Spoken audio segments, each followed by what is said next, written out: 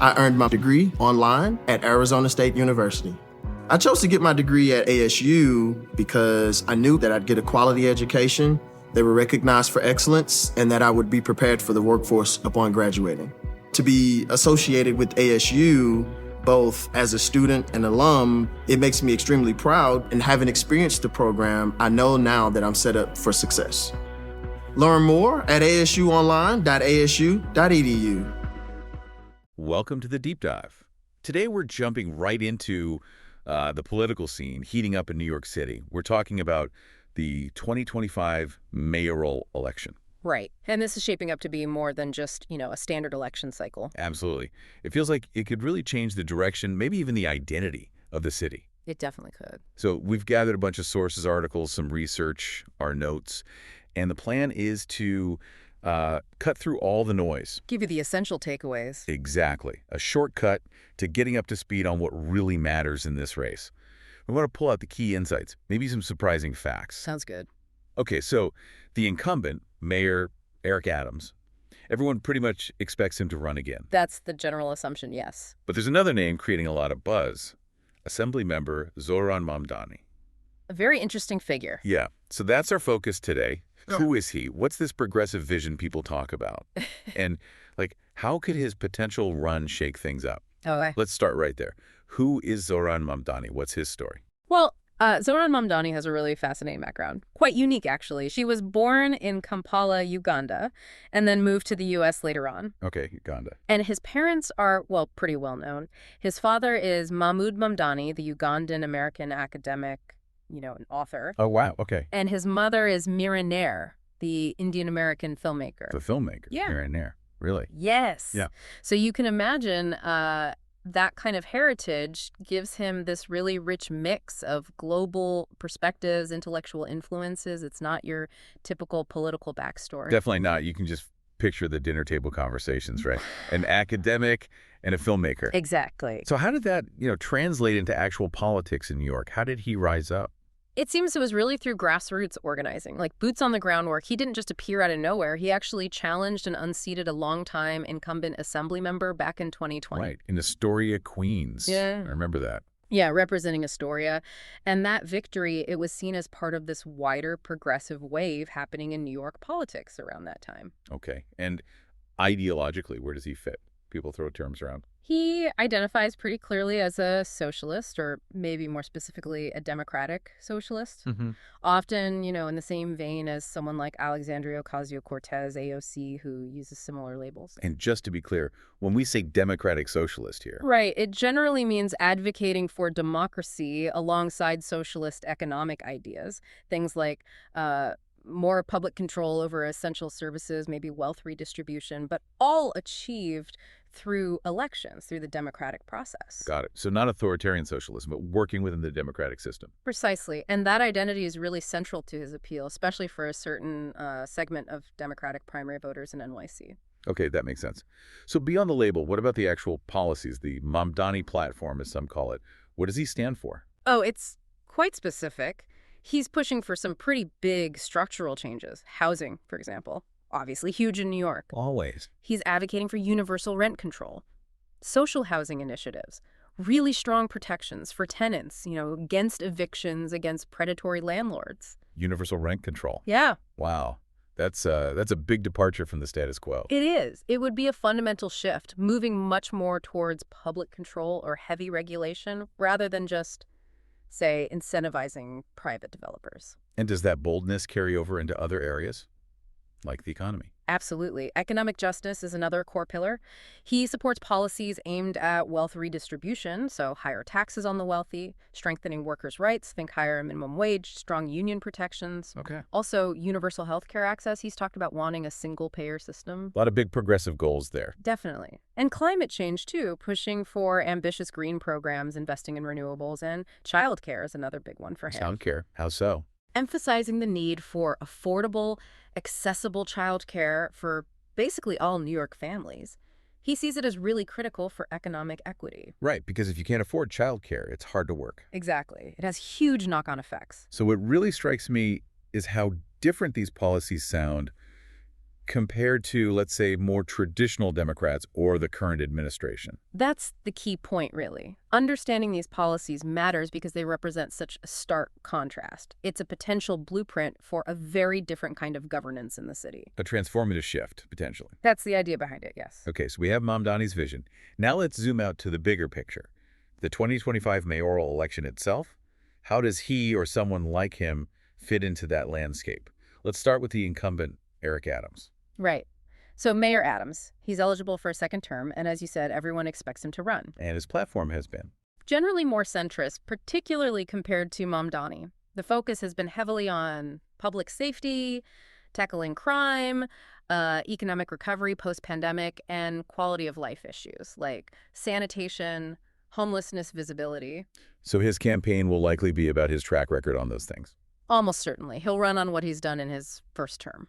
And in New York City, the Democratic primary is, well, it's usually the main event, right? Oh, absolutely. Given the city's voter registration, winning the Democratic primary is pretty much the pathway to City Hall. Yeah. The general election is often less competitive. So that 2025 primary is where the real fight will be. That's the battleground. Okay, and this is where things get maybe a little complicated, but really interesting. Yeah. Ranked choice voting. RCV. RCV. Yeah. Crucial factor. Can you just quickly break down how that works again for anyone who might not be familiar? Sure. So instead of just picking one candidate, you rank them. Your first choice, your second choice, third, and so on. As many as you want, usually. Right, ranking them. Then, if no single candidate gets more than 50% of the first choice votes right off the bat. Which often happens in crowded primaries. Exactly. Then the candidate with the fewest first choice votes gets eliminated. Okay, they're out. And if you voted for that eliminated candidate as your first choice, your vote doesn't just disappear. It goes to your second choice. Ah, okay. Your vote transfers. Right? And this process repeats eliminate the lowest candidate, redistribute their votes based on the next choice on those ballots until one candidate finally crosses that 50% threshold. Got it. So why is this such a big deal strategically? Well, it completely changes the game for candidates. You can't just focus on firing up your base and ignoring everyone else. You need to be palatable, acceptable as a second or third choice to voters who might prefer someone else initially. So negative campaigning might backfire. It certainly can. If you attack another candidate too harshly, their supporters might be less likely to rank you second or third. So it encourages, or at least is supposed to encourage, broader coalition voting, appealing more widely. And for someone like Mamdani, with potentially strong support, but maybe from a specific progressive wing, how does RCV play out? It's interesting. It could be an advantage or maybe a challenge. The advantage is if he energizes his base enough to get a lot of first-place votes, he's in a good starting position. Right. The challenge is he also needs to convince enough moderate voters or supporters of other candidates to rank him second or third to actually get over that 50% line if he doesn't win outright. So he needs that broader appeal beyond just the hardcore progressive. Exactly. Those second and third place rankings can be absolutely crucial. It's not just about being number one for your own voters. Fascinating. Okay, so that's the Democratic primary dynamic. What about the other side? Is there a Republican challenge expected? Well, there will certainly be a Republican candidate. Figures like Tom Homan have been mentioned, though it's early. But historically in NYC. Right. It's a very tough climb for a Republican mayoral candidate. The city is overwhelmingly Democratic. So their strategy would likely be? Probably focus on perceived failures of the Democratic mayor, whoever that is, hammering on issues like crime, maybe quality of life, trying to offer a distinct alternative vision. But realistically, it's an uphill battle. Understood. So let's circle back to the big question then. Mamdani for mayor. Is he actually going to run? That is the million-dollar question, isn't it? He hasn't made any definitive announcement. Not yet. But the speculation is intense. Very intense. His profile, his consistent advocacy on these issues, it makes him a really anticipated potential candidate. And if he does jump in, what role would he likely play in that primary? He'd almost certainly become the main standard bearer for the socialist or democratic socialist wing of the party. You'd expect groups like the Working Families Party, other progressive organizations to rally around him. His platform would be centered on those big structural changes we talked about. But running for mayor is a whole different beast than running for assembly, right? What are the big hurdles? Oh, huge hurdles. It's a massive undertaking. First, fundraising. Mayoral campaigns in New York cost enormous amounts of money. Millions and millions. Exactly. And then there's name recognition. While he's well known in Astoria and in progressive circles citywide, becoming a household name across all 5 boroughs, that takes a lot of work, a lot of resources. So scaling up is the big challenge. Definitely. We'd obviously watch early polls, NYC mayor polls, Zoran Mamdani polls, to see what his initial citywide standing might even look like. Okay. Now, you mentioned something earlier, a potential point of confusion we should clear up. Ah, yes. It's something we've seen floating around a bit. This idea of Cuomo versus Mamdani. Right, Andrew Cuomo. Just to be crystal clear for everyone listening, Andrew Cuomo was the governor of New York State. He resigned, you might remember. Amid scandal, yes. Right. He's not typically someone who runs for New York City mayor. It's a different job, different political arena. So it's highly unlikely he'd be running against Mamdani in a mayoral race. Extremely unlikely. Any talk you hear about Cuomo concedes or things like that relates back to his resignation as governor in 2021. It has nothing to do with a potential NYC mayoral election against Mamdani or anyone else. Okay. So no Cuomo versus Mamdani polls for mayor exist because that matchup isn't really on the table.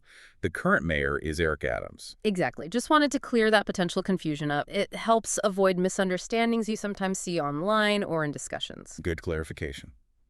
So besides Adams and potentially Mamdani, who else might be in the mix for the Democrats? Well, the Democratic primary often gets crowded. It's possible we could see other NYC mayoral candidates emerge.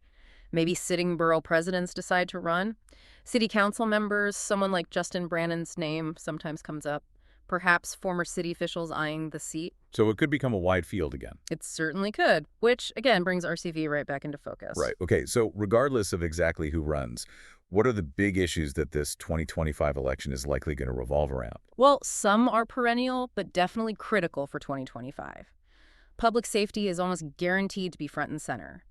Crime stats, how effective policing is, debates about reform versus enforcement. Adams has focused heavily on that. He has. And a progressive challenger like Mamdani would likely offer, very different approaches, maybe focusing more on root causes, alternative safety strategies, justice reform. Okay, what else? Housing and affordability. Always, it's a crisis. Soaring rents, not enough apartments. Exactly. So candidates will have competing solutions. Mamdani's rent control and social housing versus perhaps others focusing more on incentivizing new construction, maybe different kinds of zoning reform. A fundamental debate there. Absolutely. Then there's the economy, jobs, recovery from the pandemic's effects, support for small businesses. That's always central. And just day-to-day life stuff. Quality of life, definitely. Things like sanitation, street cleanliness, homelessness, the state of public transit. Those issues really resonate with voters on a daily basis. Yeah, they affect everyone. And education, too. The public school system, funding levels, curriculum debates, school choice, parental involvement. That's often a major battleground. Lots of critical issues for the candidates to address. No shortage of challenges, that's for sure. And quickly, the timeline. When does all this actually happen? The primary is usually in late June, but the main election day is typically in November 2025. Okay, and there's early voting before that. Right, there's an early voting period.